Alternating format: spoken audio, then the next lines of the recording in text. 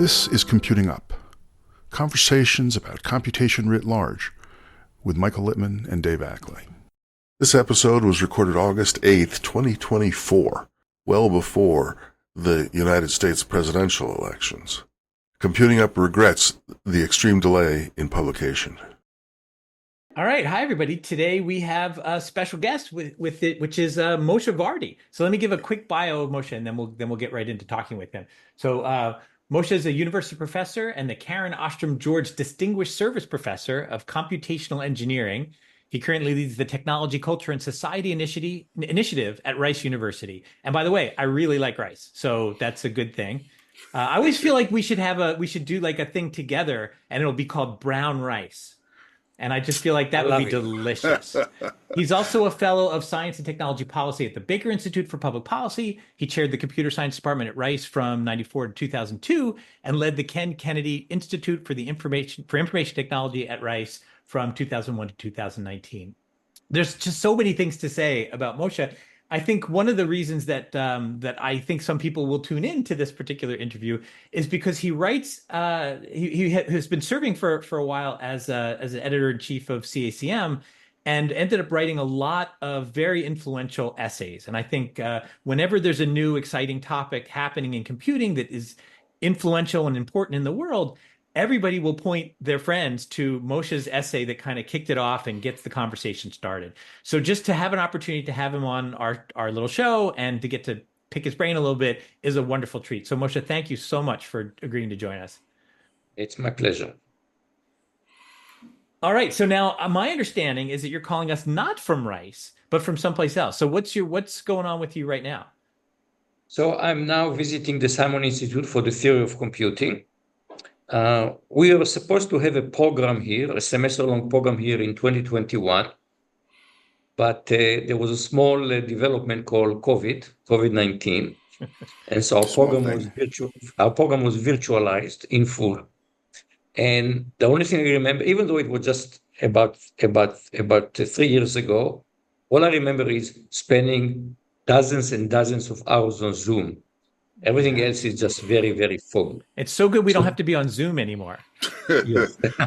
Oh, wait, we're on Zoom right now. I would say for certain things, Zoom is fantastic. This ability to have this conversation with you and see you. So I think we'll continue to use Zoom. We could have done it on teleconference, but it's just not the same. So being able to see each other makes a big difference. Yes. But at the same time, we all learn how important is physical co-presence. I think we didn't understand this. It's good for us to understand the capabilities and the limitation of technology. We are very often focused very much on the capabilities and not so much on the limitation. So Simon Institute offered us to have a physical reunion, which is what we're doing now this summer, and we're having a blast. Nice. There is no substitute, right, for actually getting to see people. I've been noticing this as conferences are starting to come back into the physical world. I think a lot of people at the beginning were feeling like, let's make it hybrid so that we can really accommodate the positives of virtual and the positives of being in person. And I think people are starting to realize it doesn't really work that way. The hybrid, the online people feel a little bit left out. The physical people don't get the full advantage. And so I'm starting to see more physical stuff. Is that what you're seeing as well? So I think there is one interesting idea that I've heard, which is it is the case that traveling is an issue for some people, families, visa, physical limitation. Sure. And these people are excluded if we just do it co-presence. On the other hand, trying to mix in-person and virtual, we have seen does not work very well. So there was some idea is, okay, you have a conference and you have another day, and that day is just a virtual day.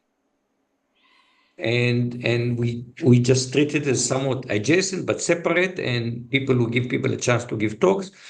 People everywhere, people can attend some of these talks, but we just try to, it just somewhere, when you talk to people who have, I just had to go last week to a conference in Montreal because my Chinese student couldn't get a visa. Okay. And they said we need someone in person, and I don't blame them, but we need to rethink it. I mean, we have not yet reached an equilibrium, I think. Yeah. Well, if anything, it seems like talking about visas and nation states and countries and all that, we are far from equilibrium as a global society. And it seems like we're building walls and barriers as much as we're trying to let people communicate through them. My own feeling is I'm feeling this. Maybe this is the way people felt in January, in 2004, early in 1914. I kind of have a strange feeling that we are a very, Well, very fragile world, yeah, very fragile world. I know. I think so too. Yeah. And I'm wondering if anything has changed, or if there's been some collective growth in the human mind that might be able to turn another way and not get swept into division and all that stuff. I mean, it's nothing but a hope, but. I actually blame I think one reason we are where we are, in my opinion, is because of our obsession with efficiency. Kind of Uh, ties to the topic at hand. Okay. Which how is so? we have we if you just look at the last, really it sits on its other just perfectly way, the last 40 years. Okay. It's been the years of neoliberalism, which is all about the quest for efficiency, market and efficiency, Mm. and technology. We never. I mean, it just took me only recently to realize that our modern technological age, which I go back to the introduction of the IBM PC, 1981. sits so perfectly well on the new liberal era, which also meant that Silicon Valley was unshackled. There was just no regulation. Let the market will take us where the market knows best. And I only recently said, wait a minute. And I give this talk and I said, three pivotal events happened in 1981.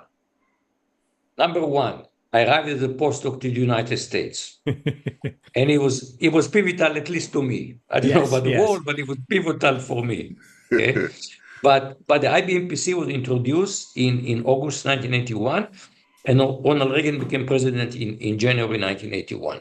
And this confluence of Ronald Reagan and the PC, it's only very recently I put it together, start to think, what does it mean? We kind of associate, we focus so much on the technology development, not realizing it happened always in a socio-economical political context.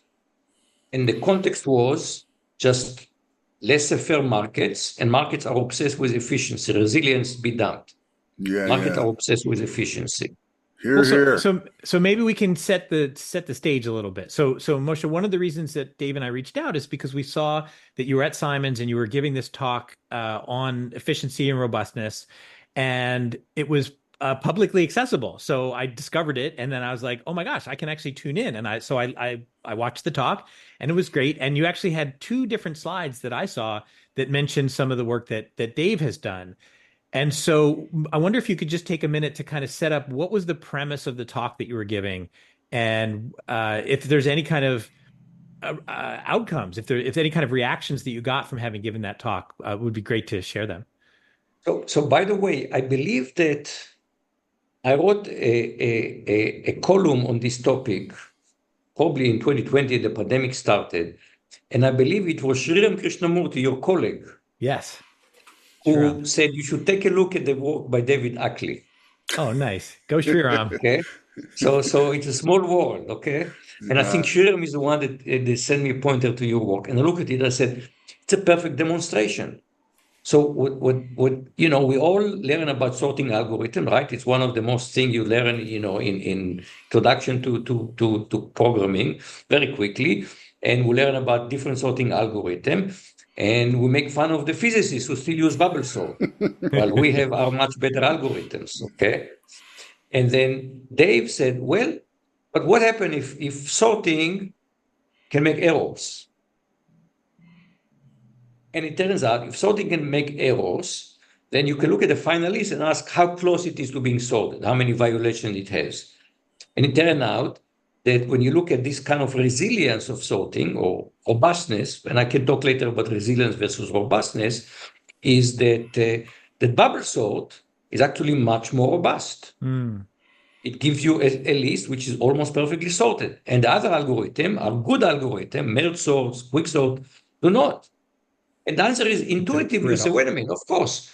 A bubble sort does way more comparison. So there is a chance that it will do the right comparison. It will flip the bad pairs.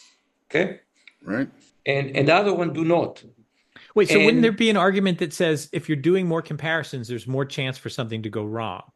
Or is the argument either one is possible. So Dave did simulation to find out, okay, what will happen in practice? It's hard to do an analysis of this, but just do simulation and see what happens. And it turns out that bubble sort in terms of is a much more robust algorithm. Right. Yeah. And go. I mean, yeah. Then the other half of it being that the moves, the changes that bubble sort makes are very small. It only swaps neighbors, and therefore, even if it does make a mistake, it doesn't increase the incorrectness very much. Whereas all the efficient ones are based on making long swaps to get as much work done with every swap as possible, which of course means they have to make giant errors if there is a mistake underneath. So yeah, they're very tightly coupled, and this was a big aha for me. I mean, I grew up like everybody else in computing, thinking efficiency, correctness, and efficiency, like that, and I'm still trying to figure it all out. So Dave had this beautiful acronym, CEO, correctness and efficiency only. Right. CEO software. Yes. Yeah, and I think the computing world is still there by and large. I think we're still there. I think we're still there. And what's interesting about this lens, the trade-off between efficiency and resilience, it's a trade-off. It's not that you say efficiency is not important and resilience is the only thing important. It's a trade-off. It depends on the context. But once my eye open, I start looking at the world through this lens, I see it everywhere. Yeah. I see it everywhere. You realize, and I would say it's a bug in the human operating system. And I'm theorizing, and I think it's coming from evolution. It is because in the individual level, life was very, very haphazard. Okay, you always lived on the edge. So a small mistake, that's why we are, loss aversion. There are many, many things. A small mistake, you don't get food today, you might not live 2 days. Okay, you don't have spare calories. So what happened today? We see something sweet. We say, oh, calories, we need to have it. Okay, we know it's not good for us, but the drive is there. So so nature did take care of resilience, not individual level, at the species level. We have like genetic diversity. That's one way to ensure that we at the species survive. Individuals are expendable. So speak for yourself. From nature's point of view, right? So we are kind of, it's built in our psyche to look for efficiency. I mean, what is it? I saw this beautiful. Somebody posted on social media some time ago this picture of a gym, and the gym is on the second floor, and there is an escalator to go up to the gym. Right. And then there's a stair climbing machine in the gym. People says, well, I mean, it's just the drive for convenience is so built into us. Well, I would push back a little bit on tell me your thinking. On the evolution aspect of it, just because it looks to me like life is fantastically robust or resilient, precisely because nothing works reliably, and that the bug that came into our brains, our cognitive brains, is when we started to think we had control over the environment, when we started to think we could make something be deterministic in effect. Once we started that, but that's way the hell after life was having immune systems, was being able to heal, was being able to do all of this robustness features for the individual as well as the species. Yes, I actually agree with you. I mean, von Neumann talked about the reliable organism, all of this, it's kind of built in. But even if you want to even to take the biblical metaphor, okay, we're expelled from the Garden of Eden, and then the part of the punishment, in the sweat of thy brow, thou shalt eat bread. Okay? Oh, I didn't know that quote. What is it? In the From this, sweat, in the sweat of thy brow, I see. thou shalt eat bread. Right. And the answer is, we don't like to sweat. We want it easy. Yeah, it's a no, punishment. We want it easy. Okay. So if you think about it, we've been spending, history of humanity, we've been spending like the last 2.5 million years, fire, tools. We invented tools, fires. Much of it is just make life easier, less war. We don't like to war. Yeah, I agree with that 100%. I mean, I think the key to me is when the environment is stable, relatively speaking, and the solutions that evolution has got are still working the way they would, then it's all about efficiency. Then it's all about getting 1% better at doing the exact same problem that everybody else is doing. But that's only half of what evolution has to deal with, because there's the catastrophic changes of surrounding environment, both, physical, climate, and all that stuff, and also just, a new idea arose, a new technique arose, like, being a carnivore or something like that. And at that point, that's when the environment becomes turbulent. That's when all of a sudden, all of this robustness that had been kind of getting pushed down by the drive towards efficiency when things were quiet, now has to come back in and get the species through that bottleneck, through that churning, so that then when things settle down, we can go back to doing our efficiency and stuff like that again. And it seems to me like the technology that you talk about, and I totally agree with it, say from the dawn of computing in the 1940s, say the dawn of digital computing, say, to the 90s or whatever, a lot of that was in a sense, it was architecturally stable. It was CPU and RAM. It was getting a little bit faster, a little bit bigger, a little bit wider bus, and so forth. And that very idea was very strongly encouraging focus on efficiency, and you buy the next one. But there is another stand in computing. It goes more to kind of system side, communication, distributed system, that was very much also about resilience. And to me, there is this kind of historically just interesting to ask yourself, we just had enormous perturbation. Okay, COVID, it's not even over. I'm just reading, COVID is surging, it just... it's echoing. And I'm dreading, we're heading into the next semester, COVID is at the peak. What the hell is happening? Right. But one reason I think, we talk about Zoom and presence and everything, but we could not have modeled through. So imagine we didn't have Zoom during COVID. Yeah. We couldn't, we went from teaching in person to teaching online on a dime. Yeah. Really on a dime. We said, in fact, at Rice, the students just went to spring break, and COVID just erupted, and they told, don't come back from home. We will switch to teaching online. And we did. We did switch to teaching online. And so, what would happen if we didn't do it? We wouldn't have said, okay, cancel, remember what resistance we had to lockdown and mask and everything. If we suddenly told students, the rest of the school year is canceled, would not have happened. They would have come back.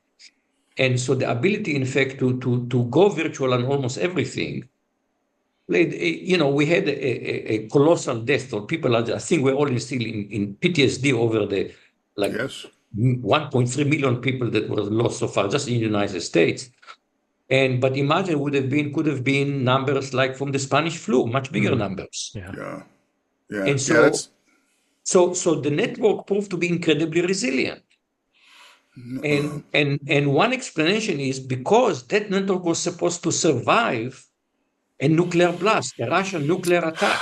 Right. We design our whole communication infrastructure now was designed, the networking, not the telephone, but the networking was designed second strike capability. And that meant one was the whole concept of the nuclear triad. But it was not enough that you have the capacity to launch rockets or bomb or whatever, but communication capability. The person has to be able to say, bomb bomb on Soviet Retaliate. Union. Okay, Uh-uh. if the bomb does first. There has to be a second strike because otherwise there's no deterrent. Otherwise, deterrence means you must attack first. Right. Right. So second strike was crucial to people says we can afford to wait. We don't have to attack first. Hmm. That's one Yeah. way we didn't launch nuclear weapon because we had the second strike capability. And Yeah, that's a resilient great point. communication system was crucial.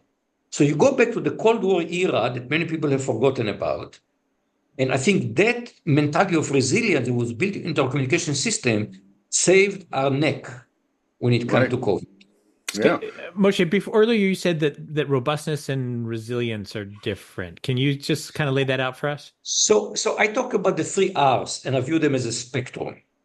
And so the first R is reliability, and that's the ability to function correctly in normal situations. Hmm. And robustness is the ability to continue to function reliably, even with some perturbations. And Okay. this term is used typically in control theory, And in particular, you want that the disturbance should only have a small impact. Okay, you don't want a small disturbance to have a huge impact. All right. And so disturbance is a thing like those videos that we've watched with the walking robots where you push them and they don't fall over. They kind of adjust their gait to deal with Right, that. So that's a right, perturbation. right, That's a yeah, right. okay. That's a And robustness feature. Okay. resilient usually say, okay, if you fell down, if the robot did fall down, I see. It it can should get be able back to up. get up. It should be able to get up. Okay, I see. and So I I see kind why of it's a view spectrum. So Right. resilience is out there at so a perturbation on a normal, that's robustness, and you can still think that you're applying mostly your normal dynamics, mostly your normal knowledge, whatever it is, but handling like hill climbing, like the so, local environment around normal. Whereas resilience is what if we're thrown Getting into a back to completely normal. another value, so, another so, let, valley. so let's go back to my talk. I finished my talk, and then a bunch of us go to dinner. Nice. And I come back from dinner and I open to the hotel. I open my inbox, and my inbox is flooded CrowdStrike. with emails about the computers of the world have collapsed. Yes. Oh, so Okay, that's a really good That example. was So right while you after, were yeah. giving your and talk, it was what? It was and CrowdStrike. and amazingly, by coincidence, the next day the Washington Post had a headline: "Why did the system collapse? Too much focus on efficiency." And the New York Times had the headline: "What about resilience?" It Yep. was just it They was were just just trying to help you uncanny. with your talk. Right. It was just Couldn't uncanny. Some ask people for it. thought they said, "Did you have to have a demo?" But I give but you CrowdStrike.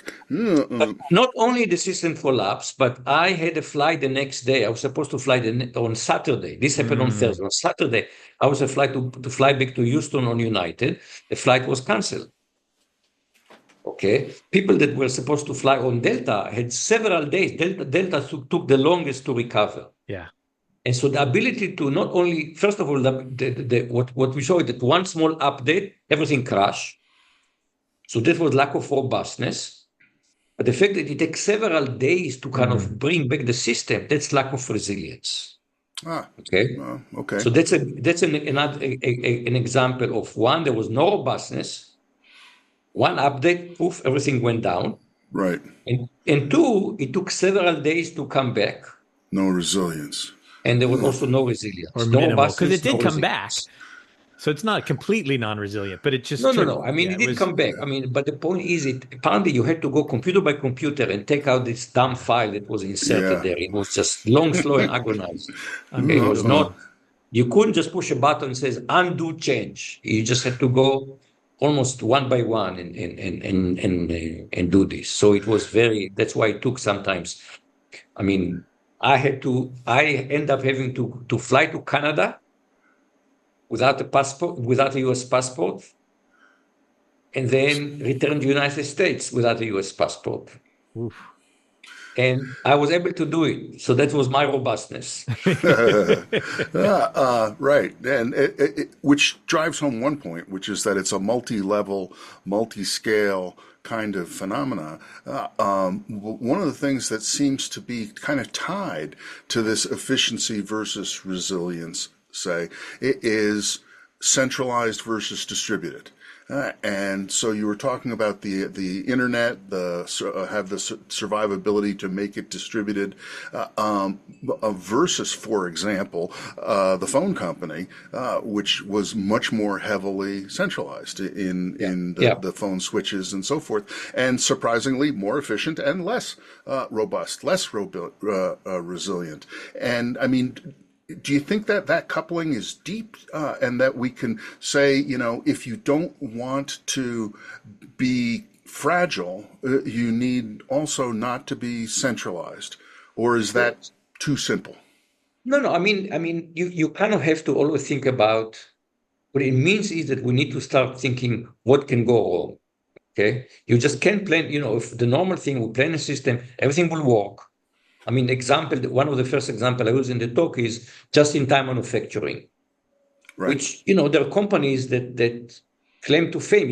Dell, what was Dell? Dell, when it started, was not on technical innovation. It was logistical innovation. They were able to be one of the most efficient manufacturers of personal computers. Right. There was not, we can't think, what are the computer innovation introduced by Dell? It wasn't it. It was efficiency. Okay. But as long as the supply chain holds up. As long as the supply chain holds. And now you have one naval pilot that puts one boat on the Suez Canal the wrong way. Right. Yeah, one person, think about it. One person, I don't know exactly what mistake one person did. One person makes a mistake, and suddenly world shipping grinds to a halt. Now, this is not the collapse that we had in Baltimore. This is the one that was similar. in the Middle East. This was the Suez Canal. Baltimore was a similar collapse. Apparently, it was one person's error. Who got the boats? So I haven't seen the full report, but apparently in the Suez Canal was one person's error. Yeah, that did happen. And if you think about it, why is the Suez Canal so popular? Because it's efficient. Because it's closer to Europe. You can go from Asia to Europe, and it's a little bit shorter. Okay, right. So it's more efficient. And if imagine that you went into designing your logistical system, and you say, what, in every given day there is a probability. I'm making up a number. Yeah. 1 in 10,000, the Suez Canal will be blocked. Then you will design a different logistical system. You not put all your eggs in the Suez Canal basket. You say some ship will go there, some boats will go around Africa. Yes, it will take longer, but you will design a more robust logistical system. So just in time is a beautiful example of it is incredibly efficient. People realize that to have parts in warehouse is very inefficient, and it's fine until it's not fine anymore. Okay? Right. And when it's not fine much bigger than the old system that had little bits of buffering all through the supply chain, little bits of stuff. You could go to someone else and get the parts if they were missing. And all of that, which was viewed as waste, gets squeezed out of the system by just-in-time, by efficiency optimization. And then you realize after that, if you think a little longer, then you think, what's the argument for free trade? The argument for free trade is efficiency. I mean, this is the same. If one country specializes in making wool, other countries specialize in making cotton, they should each focus on their core competency and trade. Right. And the answer is, when it worked well, it has lots of good things. I mean, globalization pulled hundreds of billions of, billions of peoples out of poverty. Right. At the same time, it is not resilient. And it's not resilient in many ways. It was not resilient in many ways. For example, it put lots of people out of jobs in the developed world. And we did not design the social safety network in this, especially like in the United States. We don't have a robust social safety network. So if you want to understand politics in the United States, you cannot ignore the impact of globalization. Sure. Which is economically very efficient until you have COVID, until you have a boat stuck in the Suez Canal.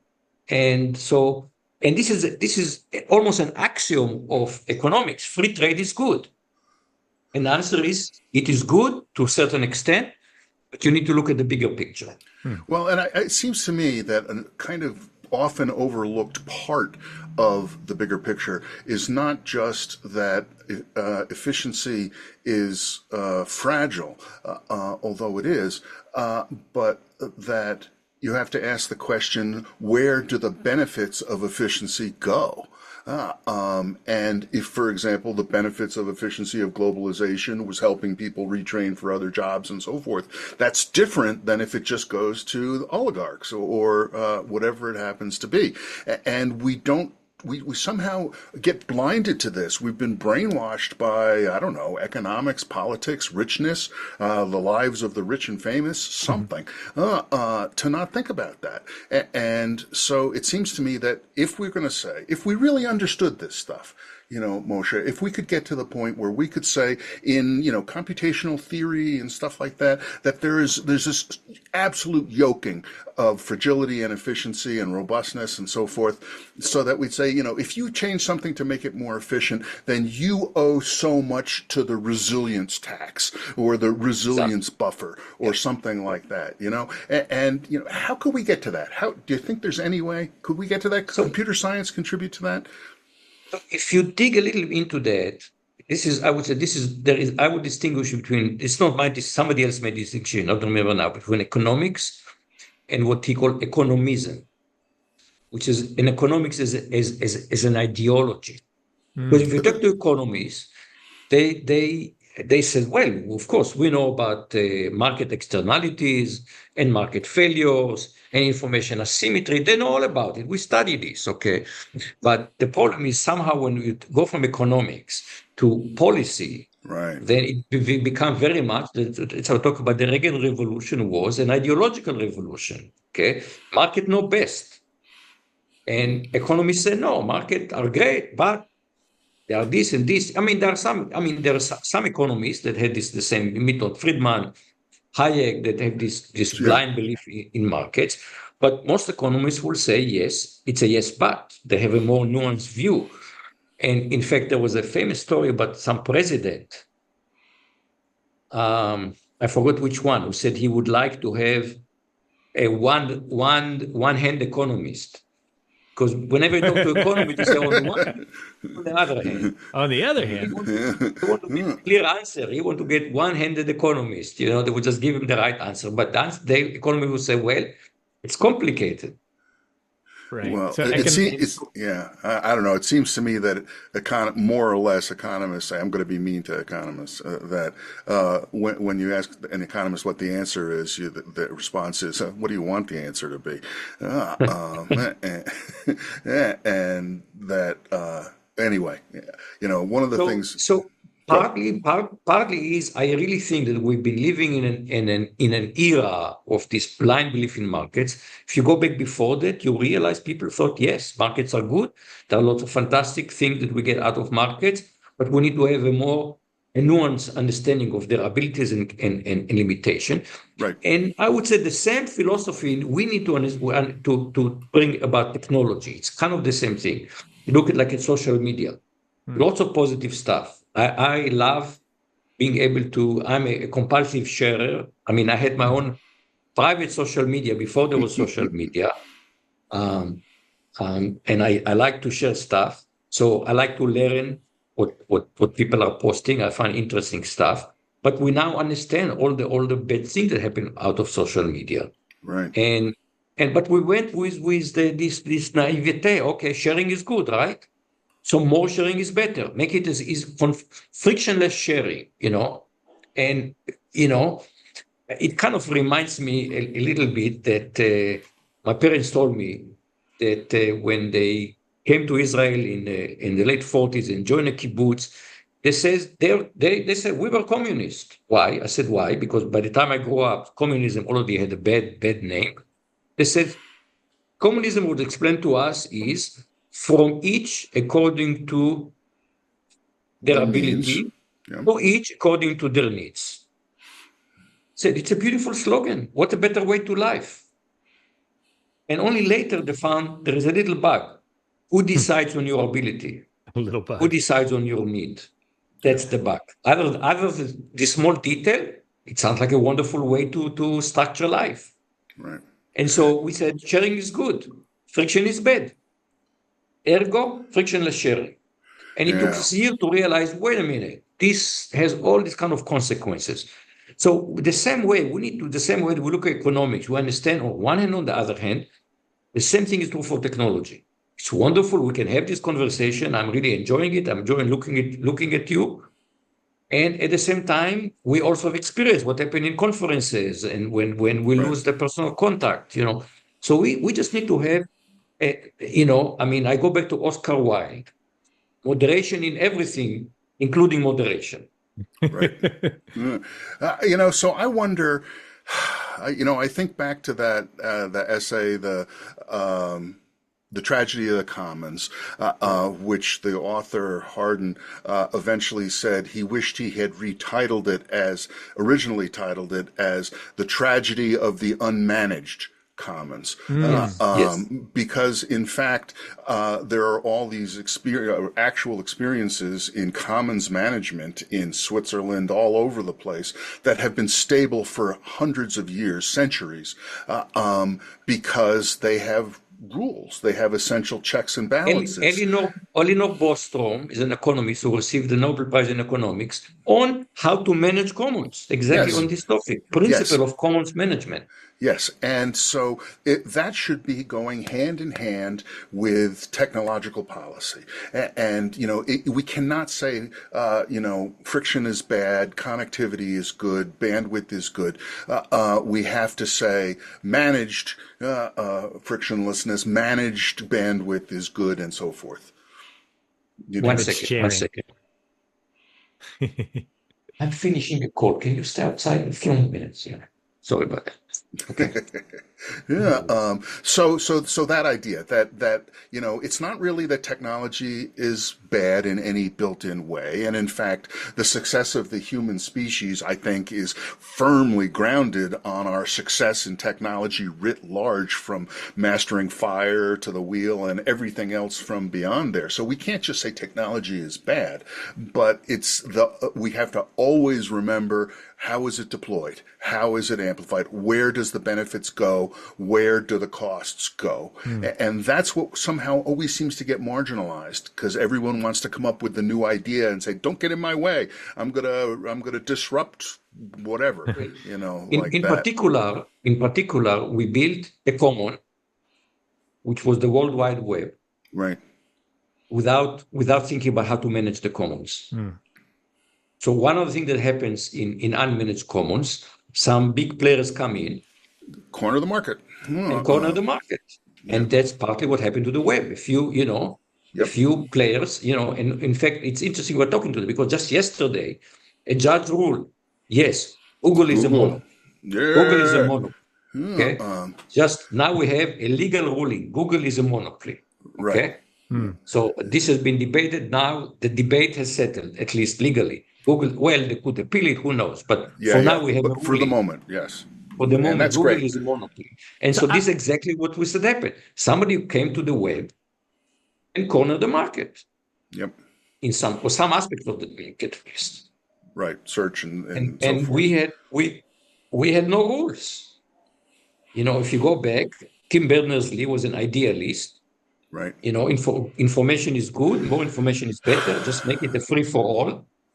Well, and I totally bought into that. I totally believed that when I was in graduate school, and and the TCP/IP was spreading, and there were more and more hosts, and then gradually, and then boom, the Mosaic and the web came in, and so forth. And it took me quite a long time to get past that, to get past the obviousness of more is better, more connectivity is better, more bandwidth is better, more speed is better, like that. And I still feel like to this day I am struggling to understand how to express the inherence of the costs that go with that. So to get that expressed in some way that's so resounding that people can't ignore it, you know. So here's the thing that I'm struggling with, and I would love to see Yeah. how because you two guys have thought about this a lot, and you're totally on board, and I'm mostly on board, but I have a foot in the other world where it's like, and so efficiency. well, and in particular, what does it feel like to be in an inefficient system? Right? Right. It feels kind of bad. And I'm learning about this to some degree because I'm spending the last couple of years in the federal government. And so there's a lot of things that happen in the system there that feel bad. But then when I actually probe, when I actually ask people, why is it this way? Why does it have to be? Can't I just do this myself? Why do I need to get sign off from these 6 other people?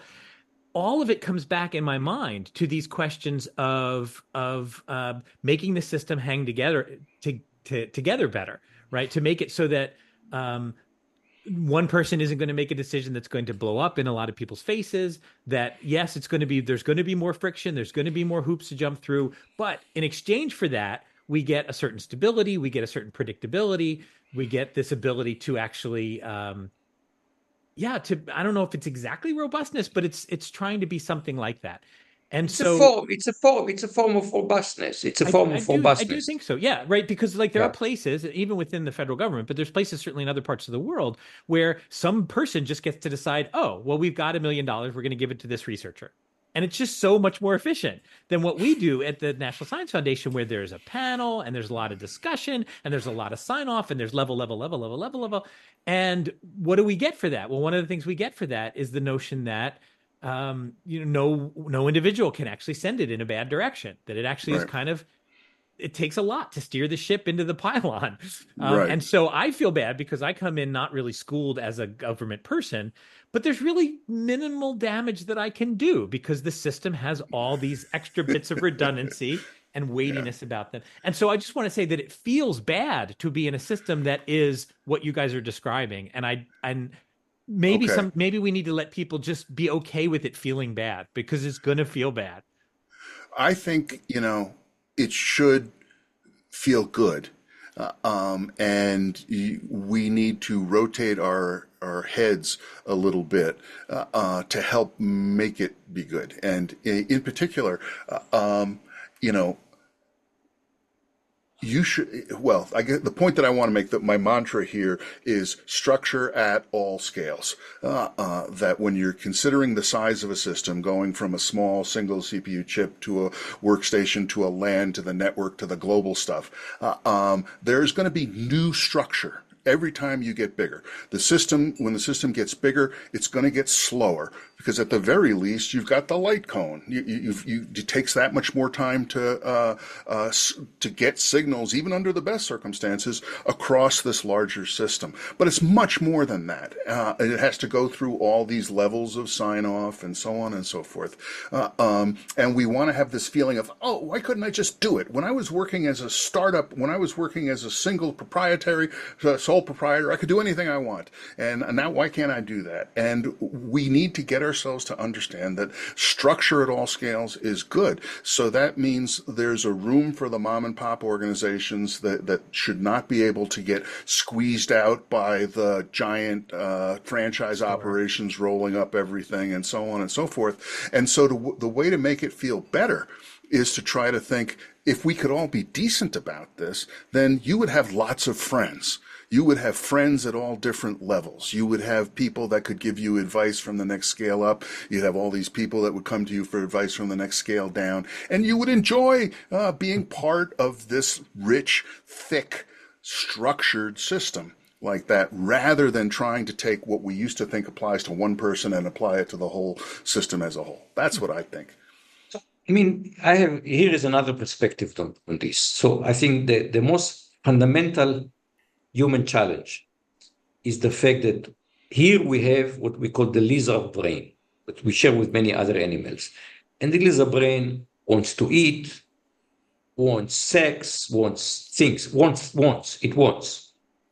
And even if you look at Buddhism, what is the basic fundamental principle of Buddhism? Is the source of human misery is this part that wants. If you stop wanting, then you won't suffer so much.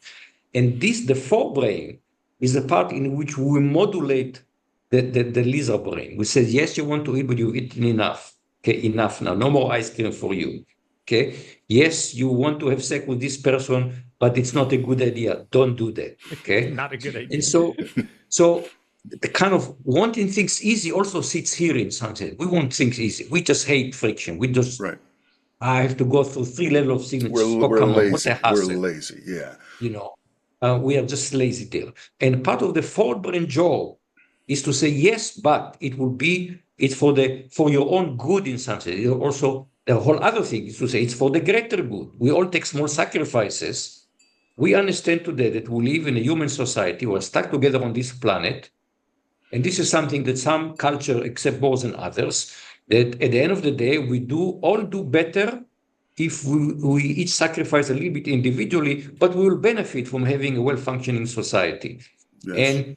And in fact, we can look now at the United States and we see the cost of not having a well-functioning society. Okay? Absolutely.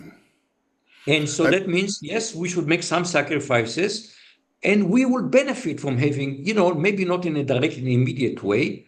Overall, it's better to live in a well-functioning society. So the lizard brain says, you sacrifice first. Yes, and then yes. nothing happens. And this is kind of the challenge. We all want, we know that, the prisoner's dilemma, right? Yes. Defect.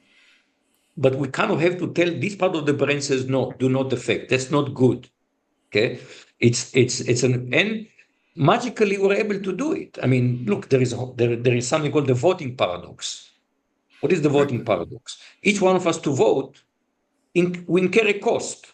We take the time, we drive, And then you ask yourself, okay, I have some influence on policy, I benefit. You can calculate how much you benefit. The answer is, economically, you should not vote. Yeah. Right. Economically, it doesn't make sense to vote. We all know if we don't vote, the system in which we have a say, in a minimal way, but still a say in how society runs, we lose it. Yep. And so we have to do something which is not efficient. For the sake, in one sense of efficiency, yeah. Well, that you're spending energy on something that doesn't have a very it's epsilon kind of benefit, like epsilon benefit. And if I calculate how much I spend on it, I shouldn't do it. I should just forget it. Okay, right. I shouldn't vote. But there are other notions of efficiency. There could be notions of society efficiency or something like that, that if we could only evaluate our portion of the social efficiency of voting might be positive, even though from a completely selfish point of view, it's negative. So this drive to that's why even, people, economists have looked at the idea of this homo economicus, who just try to optimize for themselves. Yeah, that's a recipe for a dystopia. Yes. The idea somehow, people think that this would somehow, the market will work and we will get the best of all possible world by each one of us being completely selfish. I mean, everybody knows it. You don't have to become a Nobel Prize winner to understand. If everybody behaves selfishly, then it's a sucky society. We don't want to live in such a place. Okay. Yeah. We want to live in a place where, it goes back to the very classical Jewish ethics. If you don't take care of yourself, who will? But if you only take care of yourself, what kind of a person are you? Yeah. And then, making the world a better place is a hard work. You're not going to do it by yourself, but do your part. Well, one of the things that I've been thinking more lately again, I grew up in America. I grew up with the personal best and all of the stuff about me as an individual in a society and so forth. But as I've gotten older and tried to think about this stuff as deeply as I could, it seems to me that by far and away, the only sensible interpretation is that I am a node in a distributed computation. I am not an individual in any strict sense. I would die instantly if I didn't have the rest of society around me. So it's brain damage. It's mental illness to think in terms of me as an individual, and therefore I should optimize for me, and I'm going to be a survivalist, and I'm going to live out on my own. I don't need the rest of society. And if we could just make the sort of silliness of that point of view clear, that we are like it or not, we are in a distributed computation that we are all part of. We might be able to have some better viewpoints. That's my fantasy these days. And so when you take this perspective back to we kind of have, for the last 40 years, we've been rushing with technology ahead, not looking, okay, yes, it's making things more convenient for us. What is the global impact of computing? And by now we are seeing, yes, it has done a lot of good, also caused a lot of damage. It's time for us to be a bit more mature and to start thinking like many other things. Is it? And many things will say, well, it's a combination of things. And then we have to make trade-offs. I mean, I don't know where I read this phrase recently, but I love it.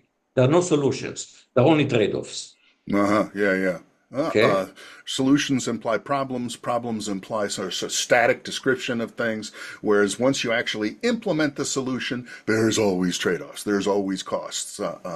Absolutely. Yeah. So, I mean, I think Lance Fortner once wrote, one of his blog was grow up computer science. And I like this phrase. It's time just to grow up. And part of growing up is to understand trade-offs. Children want, I want ice cream. In fact, one reason why do we give children an allowance? To teach them about trade-off. You have ice cream now, it means you won't be able to have ice cream later in the week, okay? You have allowance for free ice cream. You have them on Monday, Tuesday, Wednesday, you don't have them for the rest of the week. That's why we give children an allowance. So they become responsible. They understand their trade-offs, okay? So part of understanding the trade-off, the concept of trade-offs is really one thing that you become an adult. You understand our trade-offs, okay? Instead of just, I want. And so the same thing for computer science, we need to look at technology and say, okay, what good does it do? What damage can it do? Let's start weighting. Let's look at some trade-offs. The problem with the current economic system, whoever defects is more efficient. They will go first to market. They will make more money. And we have removed now with AI, people are starting, there's a new phrase, guardrails. Yeah. But we have been busy now for decades removing guardrails. If you get first to market, go ahead, go for it. Okay. So we've done an experiment. We gave children these devices, we gave them to children. And now we're saying, oh my God, what have we done? Yeah. So and now the genie out of the box, it's very hard. We know from all the stories, it's very hard to put the genie back in the box. I wonder, So one of the things I wanted to mention before we run out of time completely here, one of your essays, one of Vardi's essays that I looked at that I like quite a bit, is called "Computing Has Blood on Its Hands," Yes. And it's about social networks and about the idea that sticks and stones can break my bones, but words can hurt me too. That's the rewriting that you did of the classic phrase. Yeah. And I think a lot of that is kind of stuff that we've been talking about here, all of this unmanaged connectivity, unmanaged amplification, and so forth, has absolute people are dead. People are dying because of it. That absolutely probably wouldn't have been or didn't need to be dead because of this kind of stuff. And the conclusion of that quick little essay that you wrote was, computer science has to admit it has a problem. Computer science has to admit it's part of the problem. And I think that's, true and important. But I'm kind of sold. I'm sold on the fact that we got blood on our hands. So I'm wondering, what is the second step? First, admit we have a problem, and then what should we do? So, one is that I think we need to start with education. And so at RISE, about 6 years ago, we introduced a course on computing ethics. And it avoids the old style ethics. And what I mean by that, like trolley problem and things like that. Right. Okay. And we are really focusing, I would even call it computing and society. We're focusing on societal impact. And we are focusing on one of the most fundamental principles of what we call social justice is what is the impact on the weaker part of society. Yes. And And some people think now this is woke, but if you go back to Hammurabi explained why he's writing Hammurabi's law. We're talking about like 4,000 years ago. Right. He said, without laws, the strong can oppress the weak. So part of the whole purpose of having laws is to protect people in society from other part of society. Okay. And so we started teaching this course. And in the coming fall, but it was an elective.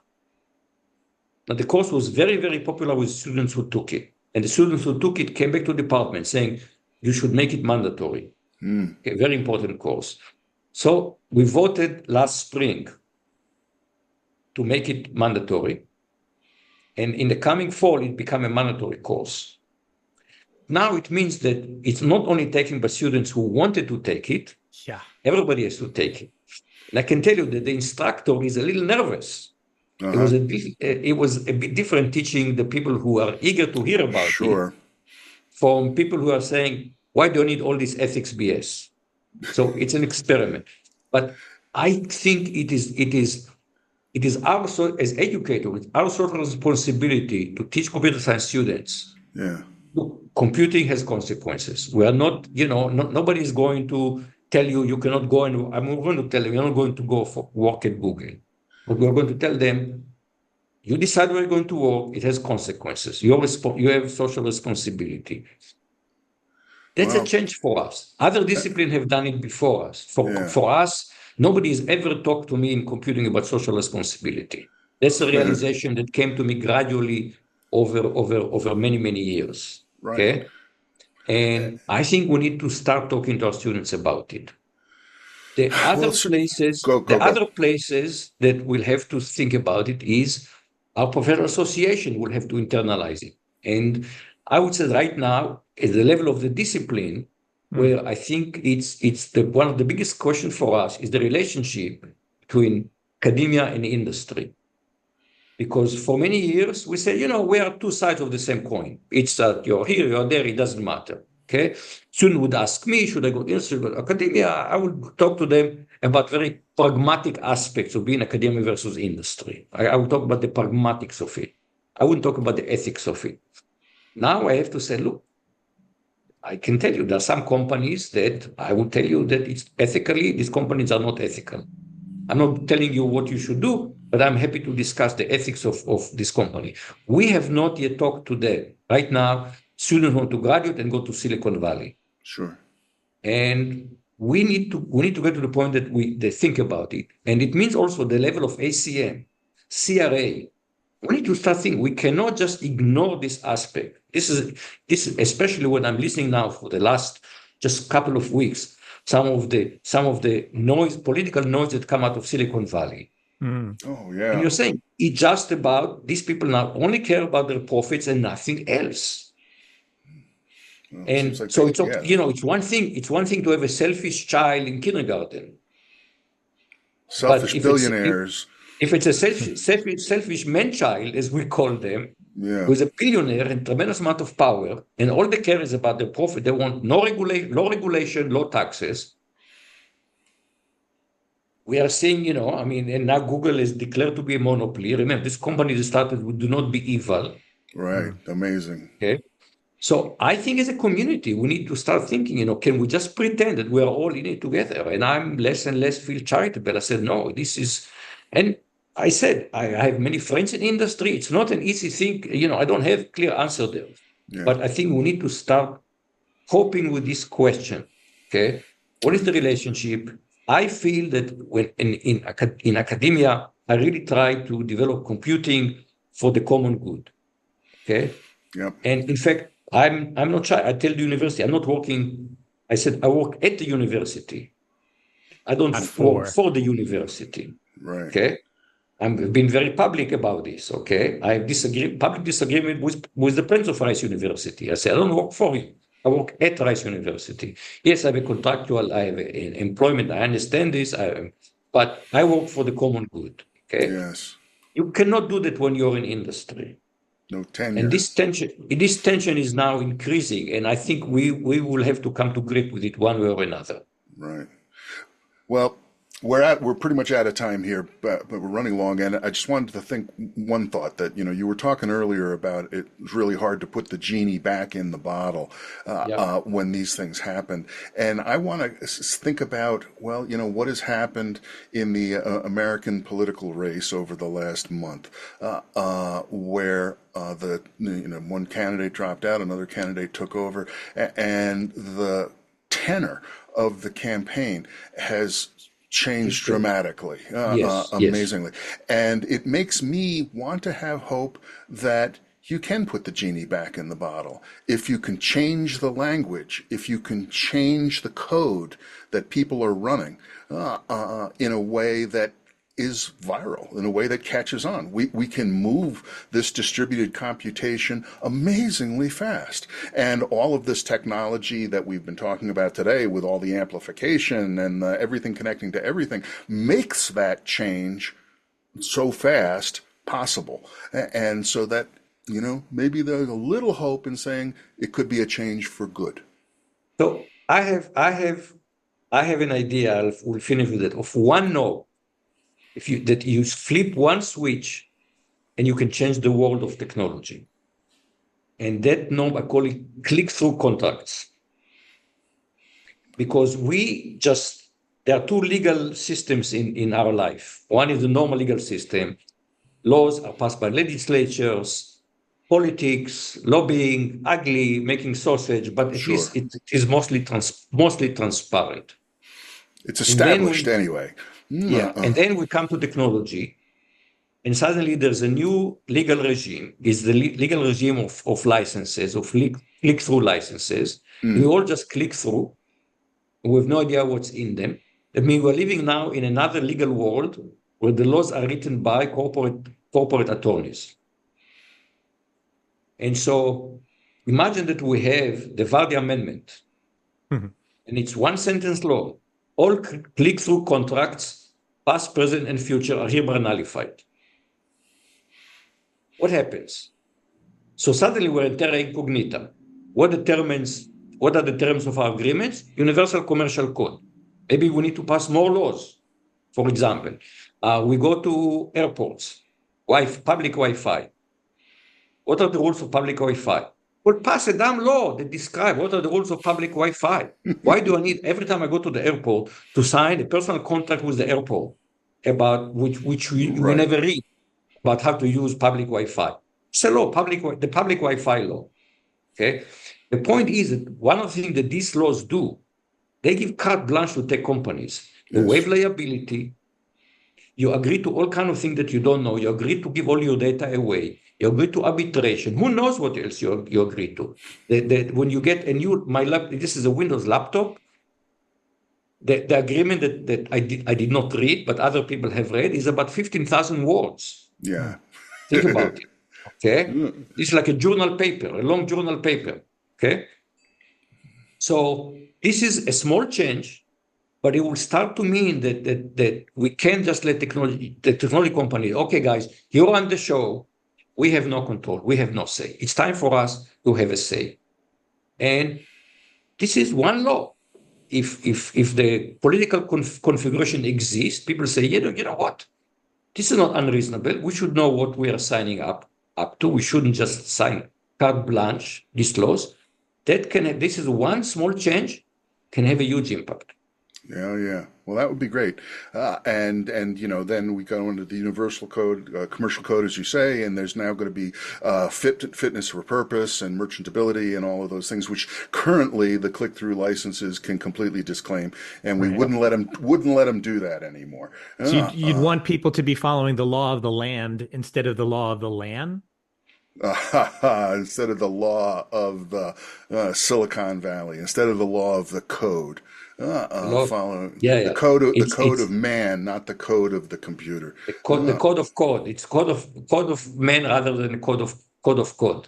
Yeah. Well, that sounds good to me. Moshe, this has been absolutely wonderful. I'm absolutely thrilled that you were willing to come and join with us today, and I've really, really enjoyed this conversation. I've really, really enjoyed meeting you, and maybe somewhere down the road we'll actually be able to have a physical contact. Flesh. Exactly. So thank you so much. Okay. Good talking to you guys.